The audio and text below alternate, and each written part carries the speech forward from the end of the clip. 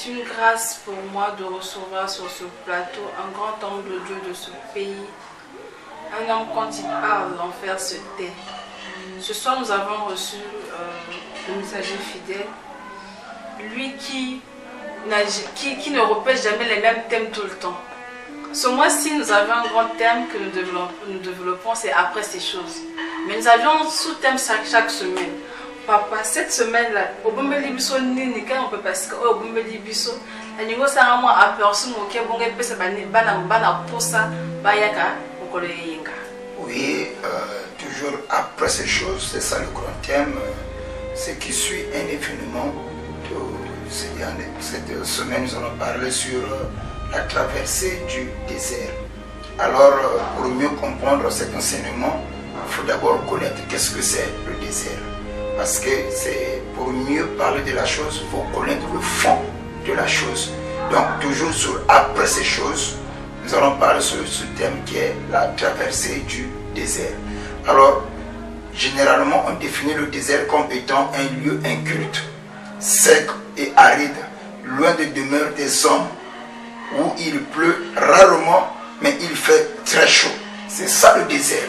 Donc, c'est difficile d'avoir l'eau dans le désert.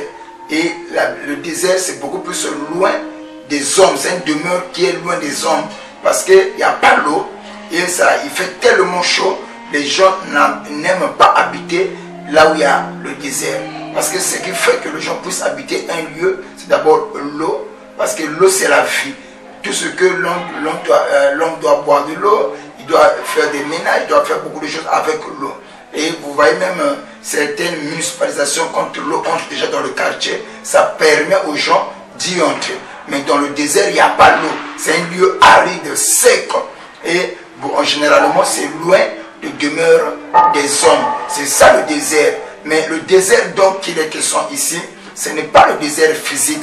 Parce que nous avons plusieurs formes de désert. Il y a le désert que nous appelons sablonneux. C'est aussi, ça fait partie du désert. Il y a aussi le désert rocheuse. Donc il y en a plusieurs, il y a plusieurs formes de désert, là sur le plan physique.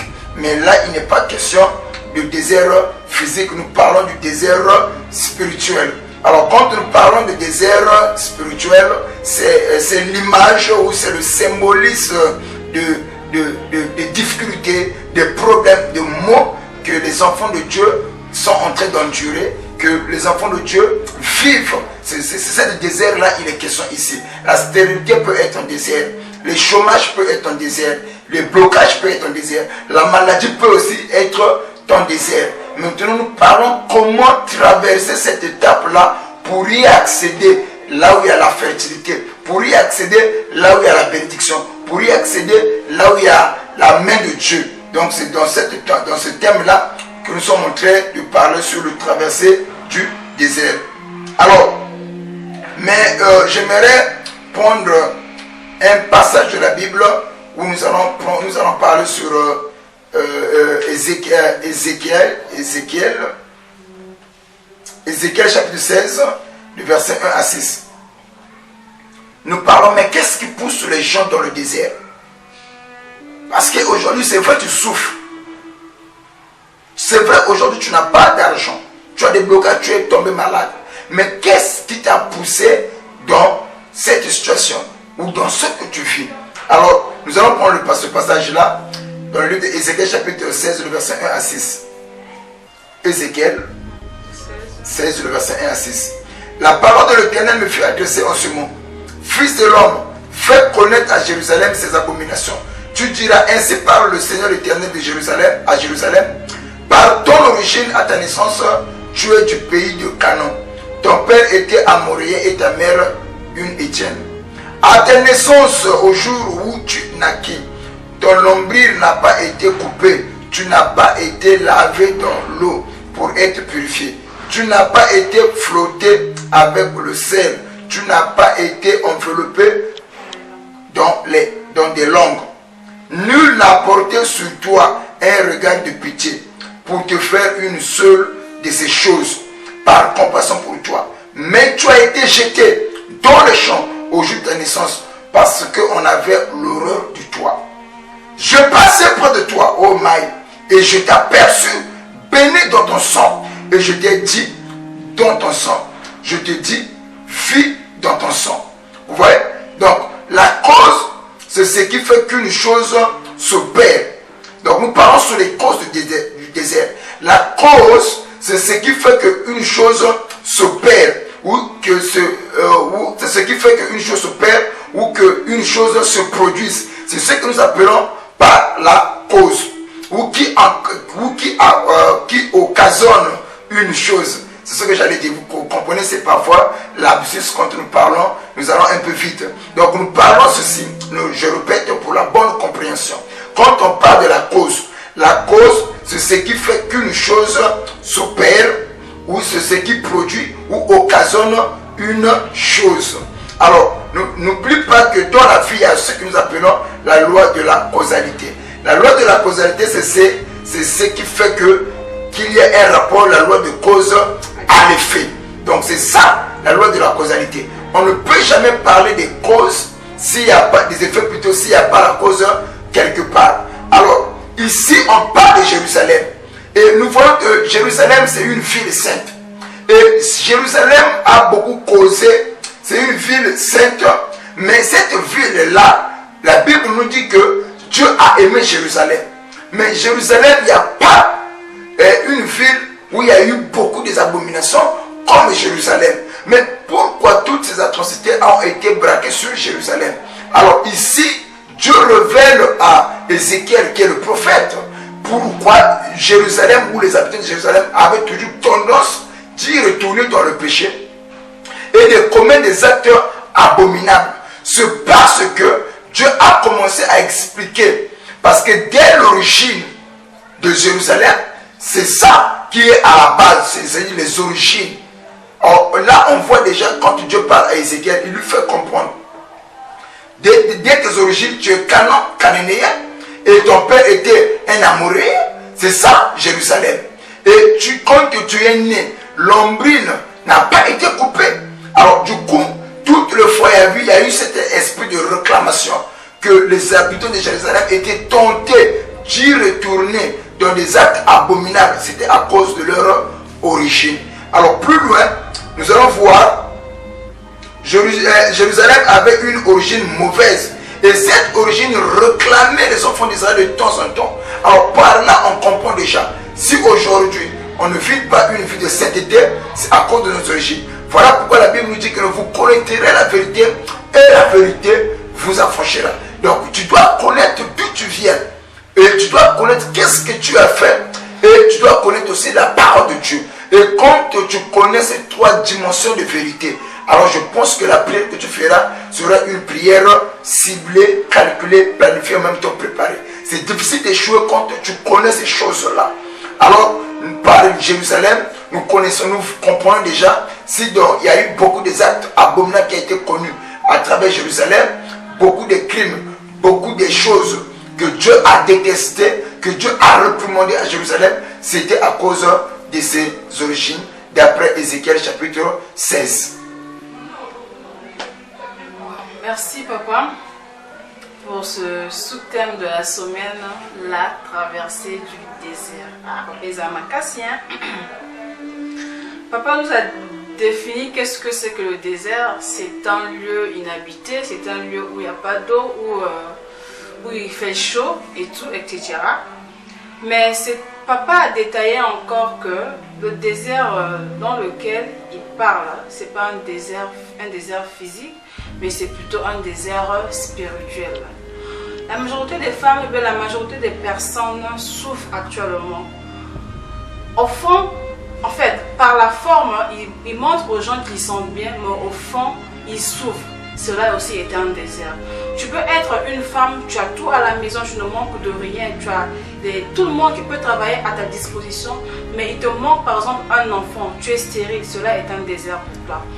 Tu es intelligent, tu as obtenu tous les diplômes que tu peux avoir, jusqu'à obtenir même le doctorat, mais tu vas déposer des dossiers par-ci par-là, tu n'arrives pas, on ne t'embauche pas, il y a la main noire, c'est un désert pour toi.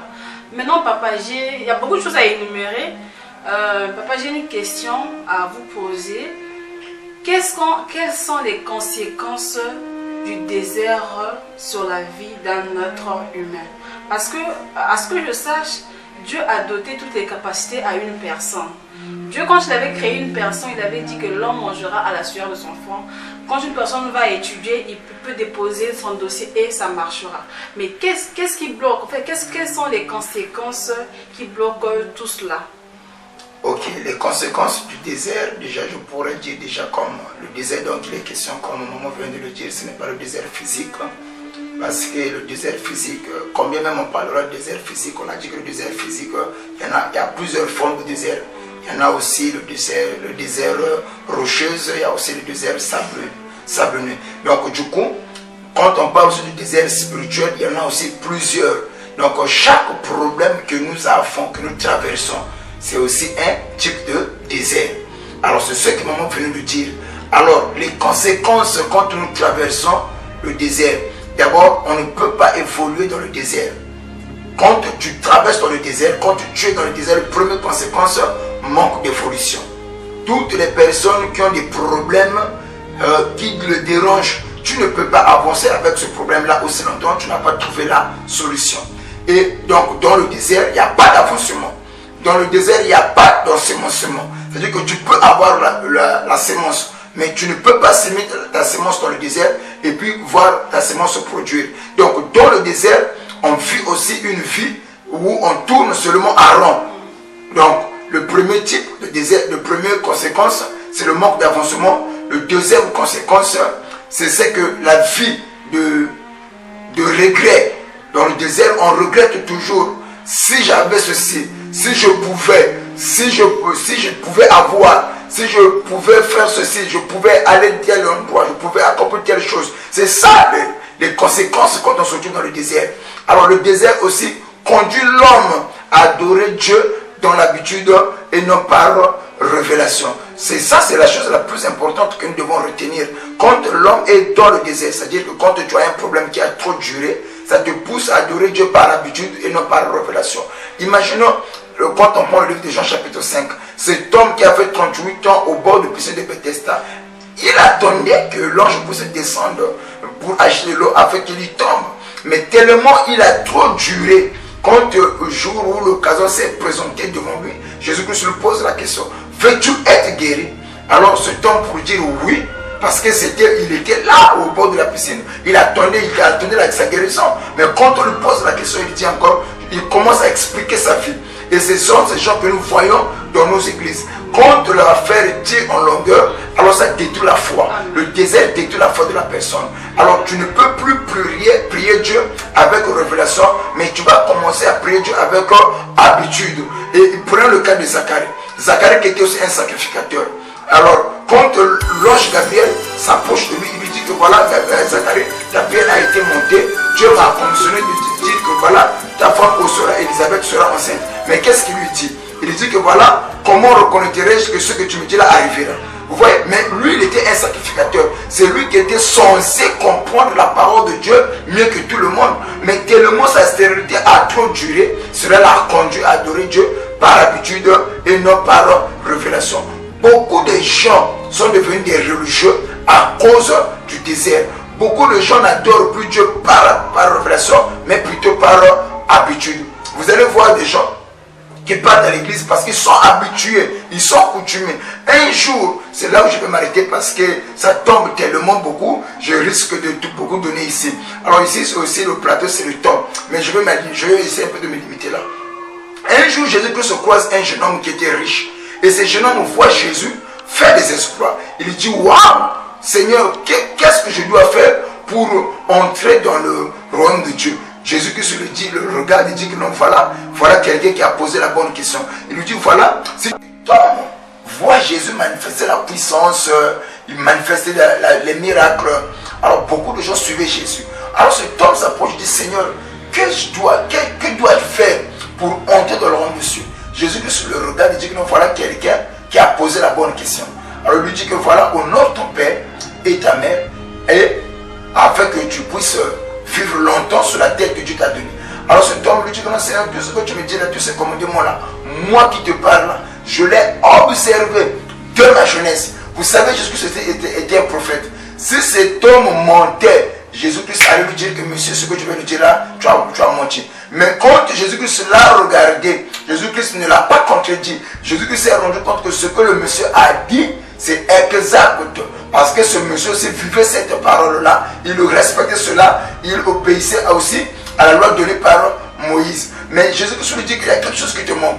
L'expérience personnelle, toi et ton Dieu. C'est-à-dire que ces gens-là, il a grandi dans une famille religieuse où on lui a inculqué ses valeurs moraux. Alors toute sa vie, il obéissait cela. Pour lui, ça devenait un éthique. Mais il priait, mais par habitude et non par révélation. Jésus-Christ lui dit, ce qui te manque là, c'est d'avoir une expérience personnelle entre toi et ton Dieu. Il lui dit que voilà, prends tout ce que tu as, vends-le et donne-le aux biens. Et donne-le aux pauvres plutôt, j'allais dire. Alors cet homme était indigné. Mais comment quelqu'un qui observait la parole de Dieu, mais on lui avait pas l'amour?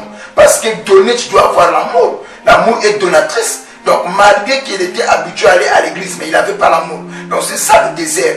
Quand beaucoup de gens aujourd'hui prient Dieu par habitude de nos paroles, révélation.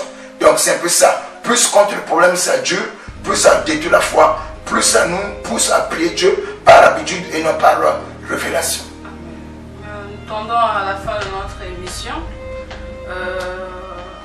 En bref, papa a dit que malgré le désert que tu traverses, il ne faut pas prier Dieu par habitude, mais plutôt par révélation, et tu obtiendras miséricorde de Dieu. Pour tout ce qui a été béni cet après-midi, ce soir, par ce message, que le Dieu Tout-Puissant vous bénisse richement. Et pour tous ceux qui veulent voir papa en live, nous sommes situés à Mukondo, précisément à Remer-Ange dans la rue Mana, numéro 55. De là où vous êtes, soyez tous bénis au nom puissant de Jésus. Ciao.